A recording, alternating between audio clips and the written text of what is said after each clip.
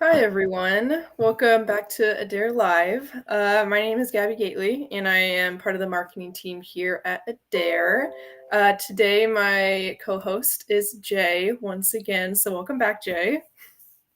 Thank you so much for having me. I appreciate it that you keep Mhm. inviting me back. Yes. Today we're just going to be talking about kind of preparing your land for your new custom home. This part of the process is one that our customers kind of find most daunting since a lot of people don't really know maybe what goes into prepping their land. And we kind of require the most education around. So we'll be monitoring the chat. So let us know where you're listening from. Kind of tell us maybe where you're building or thinking about building, and if you're in the home building process, kind of whatever stage you're in, you can tell us. And we'd love to answer any questions you have about the home building process. So even if it's not about maybe building on your land, you can still put those in the chat and we'll answer them throughout the Dare Live. And then just to kind of start us off a bit, just to describe a little bit about Adair Homes, we were established in 1969, and we currently build homes on your land in Oregon, Washington, Idaho, and Arizona. We've built over 22,000 homes and counting in the last 55 years, so we have plenty of experience in making our customers' dream home a reality. And then, Jay, maybe could you share like a brief overview of what it means to build on your lot, and how we are different from community builders? Absolutely. So, a community builder, like you were saying, Gabby, is just that. It is a builder that is offering lots or homes in a subdivision or a community. And I think that those builders offer, a lot of amenities. You can come in and you can sometimes you just walk into your new home. Other times you can pick lot number 47, which comes with a particular floor plan. And sometimes you can pick lot 23 and Mhm. you can pick your floor plan for lot number 23, right?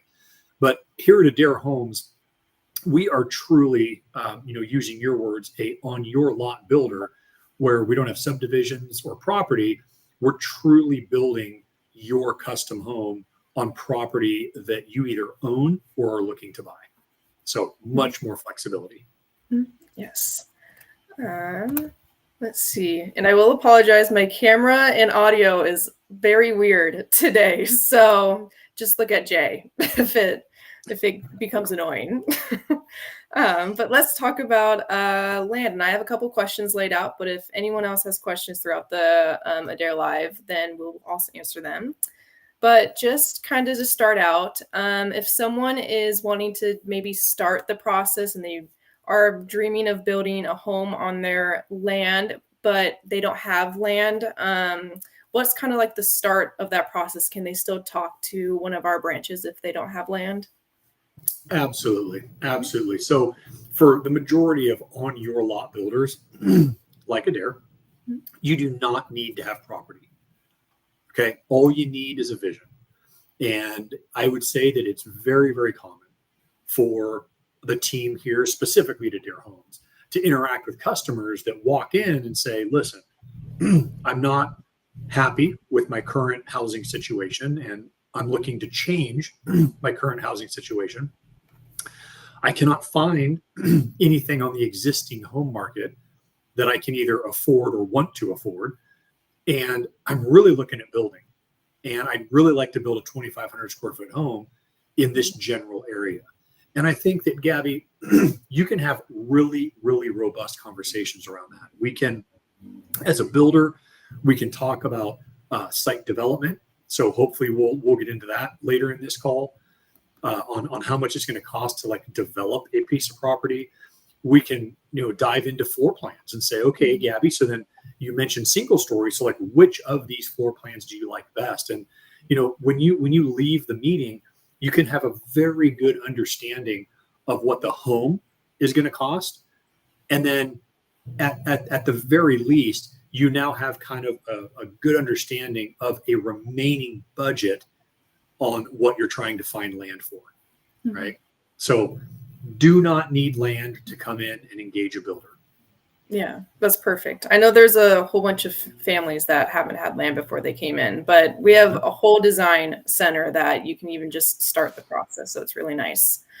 Um, and then would you happen to know like who is responsible maybe for preparing the land or like starting to prepare the land? Is that the homeowner's responsibility, or does Adair or these type of businesses help you?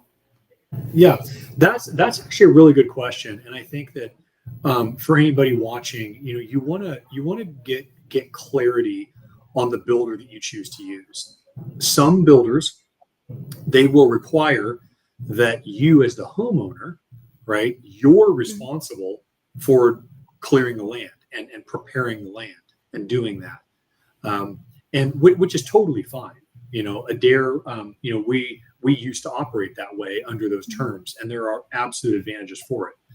I would say that today, if I were going to answer your question specific to Adair Homes, we help every family establish a very clear, very concise budget on site development. And, Gabby, although every property is different, the functionality of developing a property is the same across the board, right? Every property needs to be excavated, and you need utilities, right? Water, power, sewer, or septic. Okay. And then you need your building permits. Now, there are other things to consider, but generally speaking, let's team up together, right? As a builder or as a buyer or consumer, and let's go figure out together how much those things cost specific to this property that you're thinking about Mhm. building on. So, great question, but it does depend on which builder you are working with. Mhm. Yeah. And then I know a good portion of our branches kind of have this site development, and we can help with the process, and we're moving all of our branches to do that. But what if maybe some of our branches still don't have that? Is there like a list of companies that we have worked with in the past that we still use over and over again, or that we can suggest to the homeowners? Yes, absolutely. So I would say that, Gabby, you bring up a very good point that although we're transitioning here to Dare Homes to be, a full service builder that does site development, you're absolutely correct that we still have a handful of branches that are not doing that yet, just from a staffing perspective. But at a minimum, we absolutely have known trade partners such as excavators, well drillers, septic installers that we've worked with for years. And I think that instead of you as a customer going to the Google machine and saying, "Hey, excavators in such and such town," and desperately trying to get a phone call back, we have relationships with trade partners, and so the experience is much better when you're looking at developing a property and trying to understand what your development costs would be if you did decide to go into contract with the Dare and build a home. So great clarification question, Gabby. Yeah. Um, and then maybe do you have like a general kind of answer? Because obviously this depends on the area people build in, but if there's kind of like an estimate to site develop it, or actually, I'm reading the wrong, I'm reading the wrong question. Let's see. If there are parts to the site development that tend to be most costly, and if there are things maybe a homeowner can look for on their property that may impact the cost. Okay, yeah. So um, there are very few things I would say that I'll say greatly impact the Mhm. cost of development. Okay, and arguably, and you and I can debate this, but arguably the number one thing that drives cost is topography. Okay, so if you are building on a flat lot, if you're building in a relatively flat hayfield, right? When it comes to things like excavation, moving the dirt, preparing the land, it's we're not talking about a lot of heavy lifting and a lot of machine time. Mhm. Well, on the other side of that coin, what happens if we pull up to the lot and you're looking up a hillside or you're looking down a cliffside, okay, Mhm. and you're like, "Oh, hey, excavator, can you please excavate this extraordinarily steep lot, and I want to put a foundation in there." So not only, Gabby, are you asking a lot of the excavation company, but generally on properties that steep or sloped, the local jurisdictions are going to require what's called a geotechnical engineer, because we need to make sure that will this foundation on that steep of soil being excavated, will it be stable and secure? So there are geotechnical reports involved. And then once all that gets figured out, now as the builder, well, we're not pouring a standard foundation with a crawl space, right? We're pouring very large engineered, stepped up walls to be able to get this foundation to kind of step down that hillside, right? Or to put the garage up underneath the home because you have a very steep upward slope to the property. So I digress. The first thing is topography. Okay. Mm-hmm. Other than that, I would say that I really wouldn't be worried about cost drivers. From a construction perspective, there are conversations around how far the utilities are. So if you're on a really large acreage parcel and you have to bring in a really long road into the property, that's a good example. If you're on a large acreage parcel and you have to bring in power for hundreds and hundreds of feet and set at least one new transformer or whatnot to feed the property, okay, now you're driving up costs. But when it comes to things like I'm on a sewer, or never mind, I'm on a septic, right? Or I'm on a well, or I'm on city water, I would not get spun up in those things, because right now, a city water meter, right, or a city sewer connection could easily be $10,000 to $12,000, right? Whereas you can install, a whole new septic system for 15, right, or 20, depending upon the type of system.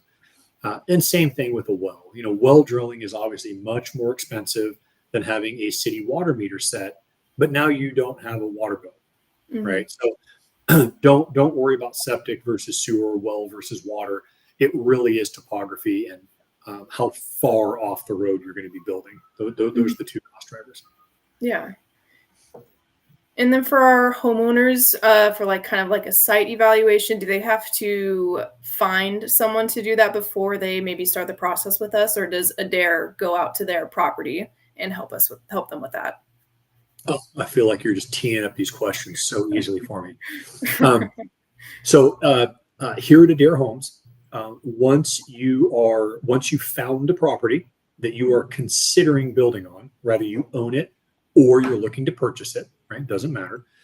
Here at Adair Homes, we have a process where we go out and visit with you on site with one of our construction staff members, and we actually start helping you either understand site development, or we start pulling all your site development costs together for you. If you choose not to use Adair Homes as a builder, that's fine. But just make sure that before you start signing contracts with the builder, just make sure that kind of what Gabby's talking about is you have a very clear understanding of what your site development budget is and what we're trying to accomplish on the property before we even pour a foundation. Super important. Yeah. And then maybe kind of going into maybe more the site evaluations with an Adair superintendent, are there maybe cost drivers or specific things the superintendent will be looking for when they're on your property? They do. Yeah. The superintendent we have a very specific list of items that they're looking for. So they are going to be looking at, where are the laterals in the street, right? For power, water, sewer, those types of things. Where is the nearest transformer for power? Is it across the street? Are we going to have to bore underneath that road? Is it on a power pole? So they're going to be looking at how we're going to get utilities into these properties or into your property. When it comes to septic systems, and if you're on, a somewhat smaller lot, okay, well now the placement of the home might get affected by where the septic can and cannot be placed. On larger parcels, obviously that becomes less of an issue because now we have more room for those things like septic systems. I don't want to rabbit trail too far, right? But if you have an existing well, okay, most jurisdictions have a rule of 100 feet. So you cannot install septic or septic drain fields within 100 feet of a well, okay? So all of these types of things, along with topography and access, are what your builder or your superintendent should be looking for to help really establish a good cost Mhm. before you go into the design center and start picking out a bunch of additional fancy finishes. Mhm. Yeah, that's nice to have someone out there looking for all that stuff. I know I would not know how to do that by myself, so that's nice. Oh, you would be just fine, I promise. Let's see. And then anyone who's viewing, I have a couple questions left, but if you have any questions basically about any part of the home building process, you can ask them in our chat or maybe even tell us where you're watching from. Yeah. Let's see. Um, would the homeowner know their total site development costs before they're making any buying decisions? Yes. So Adair believes that we do it in a very systematic order. So that order being the customer first and foremost has a total budget. Rather that's a cash budget or we've been pre-approved for a construction loan. Okay. We have a budget that we've got to hit. Otherwise, it's not going to be a successful project. So there are two things within a budget that are essentially fixed costs, and we can't change them. The first being the cost of the land. Can't change it, right? Mhm. So either you own the land, you may own the land and have an existing balance on it, or for the rest of us, we're purchasing land. Well, once you have a purchase and sale agreement, well, that's the cost of the land. It is a fixed cost.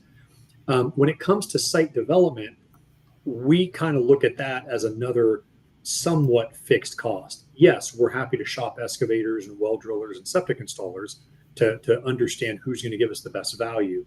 However, the property has to be excavated, wells have got to be drilled, power's got to get installed. So your site development budgets are somewhat of a fixed cost. And then the third and final attribute is the home itself. And that's where we have maximum flexibility. Let's build a larger home.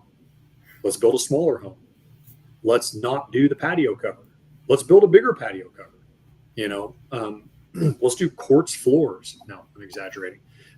So the home itself, we have maximum flexibility on. But like I said, the cost of the land and the development cost associated with that particular parcel are things that we've got to know, or your builder needs to know and identify up front early on. So that way you and your family can finalize your budget with the home itself and make sure that everything is coming in within a good, comfortable budget for you and your family Mhm. before you sign contracts. Yes. Perfect. And then my last question I have is, does the homeowner get to maybe decide the house placement, maybe if they have a view, or does that kind of depend on the property? Ooh, that's a hard question. So I would say, generally speaking, right, Gabby, you're the customer. Mhm. So you're going to tell us how you want the home placed on the property. What is your vision, right? Mhm. On a small, infill city lot, it's pretty obvious how the home is going to be placed. However, on a larger acreage parcel, ooh, I really want the home facing this way. I really want my backyard being over there, right? So generally speaking, the customer has full, carte blanche authority to say, okay, well, where do you want the home placed? Okay, now let's change the topic a little bit here. When it comes to sloped lots, and now we're dealing with terrain, topography, and things of that nature. That's where the construction superintendent, well, at least here at Adair Homes, that's where they're going to get a little stingier And that's where their opinions are going to get a little sharper, because we've got to maintain garages on the high side, for instance, right? Or because of the grade and the topography, it's extraordinarily important that we maintain the foundation in this orientation, right? So I would generally say, going back to that first question you asked, topography, right? I would say that on a flat lot, have at it, Mr. and Mrs. Customer. Do whatever you want. But the more sloped the property, the more opinionated our construction team is going to get when it comes to placement of the home. Mm-hmm. Perfect. Yeah. I know I would like their opinions. They know a lot about this stuff. So it'd be nice if I had a slope lot or a kind of unique lot to have those opinions. Let's see. I don't think we have any questions, so I'll start to wrap up. But if anyone has any questions, we can get to them. Let's see. I think at least all my questions, you have answered them today. And if any of you are kind of interested in learning more about our process, you can schedule some time to talk with our team on our website. I even put it up on the screen so you can copy it down. It's super easy. And yeah, thank you again for being here, Jay. It was a pleasure. I love it when you invite me to these. So keep it up. Mm-hmm. I'm a fan. I know. It's always fun. You have a wealth of knowledge, so it's the best. And then thank you to everyone who jumped on and sat and watched even just a little bit of today. These will be posted on YouTube and Facebook, so you can go back and watch them, which is super nice.